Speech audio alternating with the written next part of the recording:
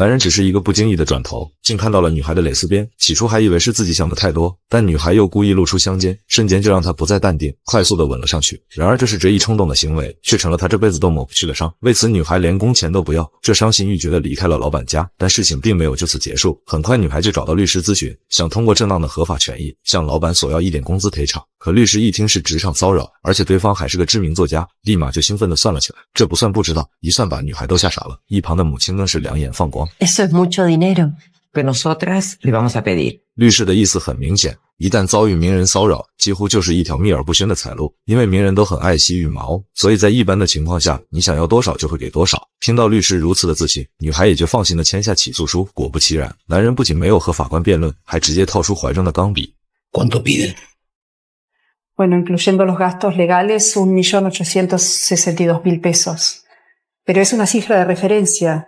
男人举手示意，并毫不吝啬地丢出支票。女孩心虚地低下头去，根本不敢与男人直接对视，而男人却冷冷地看了她一眼，决定要为刚死去的妻女复仇。因为起诉书刚寄到家里，恰巧男人不在家，信件由患有抑郁症的妻子接收。可由于寄件人是常来的露西，妻子就果断拆开信封查看，结果看到丈夫因骚扰露西，被法院直接起诉，当即就感觉胸闷气短，赶忙施下几颗药片，可情况却并没有缓解，反而变得更加严重。因为在给女儿洗澡时，孩子不停地喊着露西的名字，甚至还要找露西一起玩耍，这让本就抑郁的妻子更加烦躁，瞬间爆发了激动的情绪。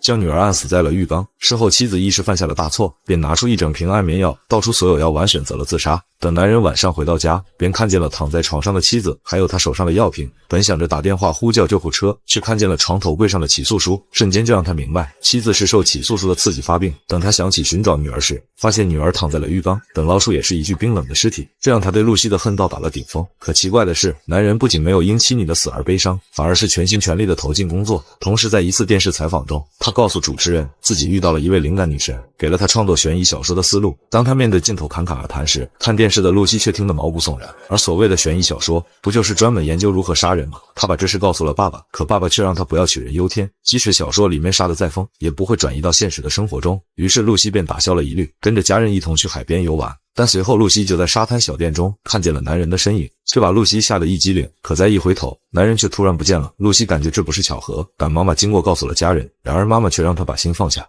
Por lástima dejaste que el asunto le salga gratis. 同时还催促露西赶紧把那张高额支票兑现，用以补贴家里的开支。然而大家都不关乎钱的来历，只在乎钱要赶紧拿来花。可不久后，二哥却突然发生意外，直接死在了沙滩上。还不等露西悲伤，却看见了男人也在人群中，并用阴险的目光看着她。露西瞬间明白是男人害死了二哥，可等她再一次抬头，却发现男人消失不见。想到二哥因自己而死，露西感到万分的自责，于是给男人写了一封信，恳求他的谅解和宽恕。可还没等到回信，她却接到了家里的紧急来电，说父母刚吃了几个蘑菇，就双双中毒进了医院。等露西赶到医院时，大哥就说爸爸已经去世，只剩妈妈还在急诊室抢救。露西立马想到在男人家工作时，她就告诉过男人哪一种蘑菇是有毒，想必这也是男人的报复。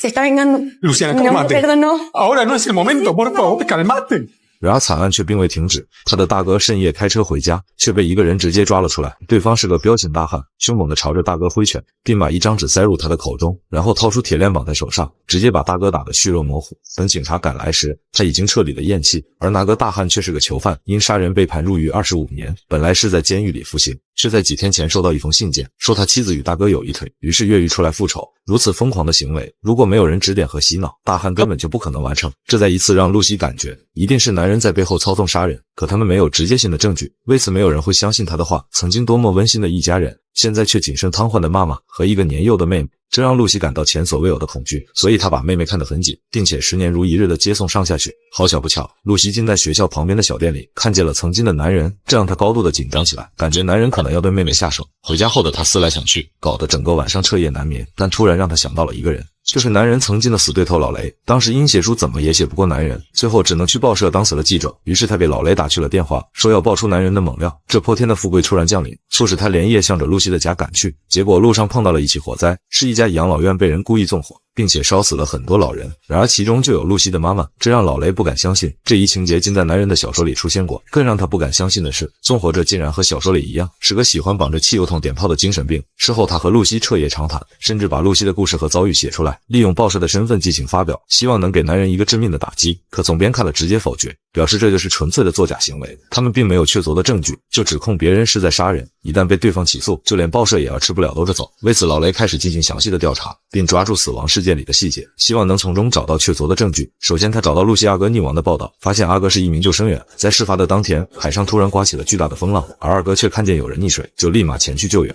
结果自己却不幸遇难，但作为关键的证人，那个溺水者却始终都没有露面，所以阿格只能被认定为工伤。而露西父母吃的毒蘑菇则是附近常见的一种野生菌，样子更是像普通的香菇。同时邻居也可以证明，露西父母每年都要来采摘一些，并且从来都没发生过意外，照理不会被毒到一死一瘫痪。可由于他们当时没有验尸，并且两个当事人都已经死去，所以就成了一桩悬案。至于那个打死大哥的犯人，唯一能与男人有关系的，却是曾拜读过他的悬疑小说，但这也无法作为证据。然而巧合的是，当时养老院纵火的精神患者包里藏着同样一本悬疑小说，可4起惨案都与男人没有直接关系，这让老雷直接犯了难。本想着借此机会扳倒男人，如今却没有任何证据。难道露西就是个天煞孤星，竟在10年内连死4个家人？而这种玄学或许也只存在于东方。于是老雷心一横，直接前往男人的家里拜访，并将露西的爆料拿给他看。而男人看后却神色平静，并且毫不掩饰对露西的厌恶。同时他还郑重地说明，毒蘑菇和囚犯事件他都有不在场的真实证明。至于他阿哥溺亡的当天，他恰巧在那里度假，听说有人淹死才上前查看。得知是露西阿哥后，他便想到了自己妻女的悲剧，因为妻子曾经是个芭蕾舞演员，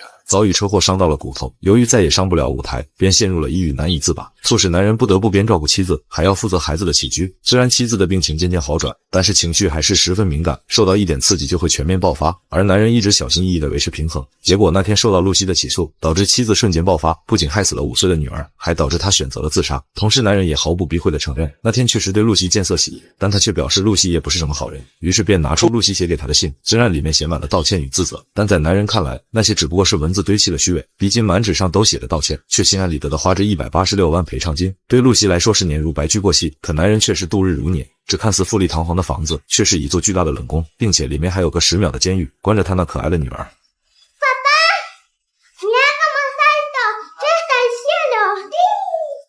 这瞬间让老雷心酸，同时给了他莫名的同情。想想在此之前，他还一直同情着露西，觉得她才是性骚扰的深度受害者，不仅自己遭到煎熬，还连累了家里的所有人。可看完男人的视频后，老雷心里也有点失去平衡，谁的痛苦不是痛苦，谁的家人又不是家人呢？假如当时露西没有过分的要求，或许也不会遭到男人的报复。虽然他没有亲自参与任何一起凶案，但他却以露西为原型，写了一部莫无虚有的报复性小说，并且通过铺天盖地的宣传，让这部小说畅销50万本。当沉浸故事里的读者得知此书是由真实事件改编而来，更是对露西一家持有偏见，并且让个人英雄主义瞬间爆棚，导致他们按照书中的杀人方式为主人公打抱不平。而身为一名记者的老雷，觉得自己有义务揭露男人的用心，于是再一次回到报社，恳求总编能够准许发表爆料，结果惹来总编的暴怒，暂停了他的记者采访资格。而另一边的露西，在妈妈被无缘无故烧死后，她把唯一的妹妹看得更紧，生怕自己稍微疏忽就会惨遭到男人的毒手。然而进入青春期的妹妹却越来越烦露西毫无边界的看管，而且还背着露西迷上了男人曾经的爱情小说，甚至陷入了恋爱脑模式，这让本就焦虑的露西不知所措，只能吞下几片镇静片，然后独自找到老雷帮忙，希望他能告诉自己男人的踪迹。正好电视正在播报男人将在今晚为新书做发布会，于是两人赶忙前往现场。老雷凭借自己的记者身份，悄悄将露西带进了发布会现场。此时男人正西装革履，对里面的主人公侃侃而谈，可他的每一句话似乎都是在说给露西听一样。La venganza, la justicia es completa. En el Génesis, Dios nos advierte que quien matara a Caín recibirá un castigo 7 veces mayor. 这让露西彻彻底底的心凉，因为男人把妹妹也算了进去。一个能用10年精心布局的男人，无论是城府还是智商，都远超于露西之上。显然他们不在一个级别，但事情总归是有解决的办法。露西让老雷帮忙约见男人，当得知露西也在场，男人便毫无顾忌的上楼。这是两人10年后的第一次见面。此时露西呼吸急促，自己当初只是怦然心动，结果却害得家破人亡，甚至她大好年华的光彩已然被接二连三的打击摧毁。Ya tiene su venganza perfecta. ¿Qué más quiere? Ya viví en carne propia todo el dolor que le causé. Solo yo puedo determinar eso. ¿Cuánto más me va a castigar? ¿Qué tengo que hacer para que termine todo esto? Eso está en tus manos, no en las mías. Siempre lo estuvo. La única que puede terminar con esto Sos vos. 话还没说完，一个同事跑来找到男人，结果露西选择了跳楼。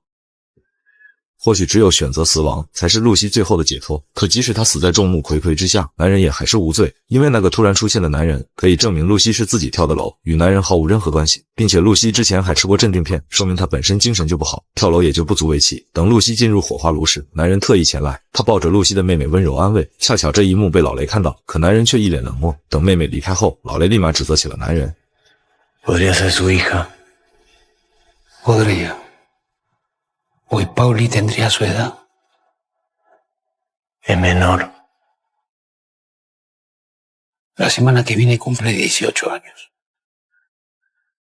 Y a ella no parece importarle mucho la diferencia de edad.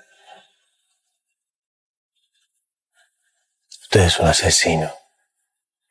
Un monstruo. Yo que usted tendría cuidado. Podría terminar como ella. 男人利用文字攻心术，将复仇之刃递向读者的手中，并且把每个人都算了进去。而露西本想以此换取妹妹的平安，直到死也没想到，她的100万之吻最终却是由妹妹来承担。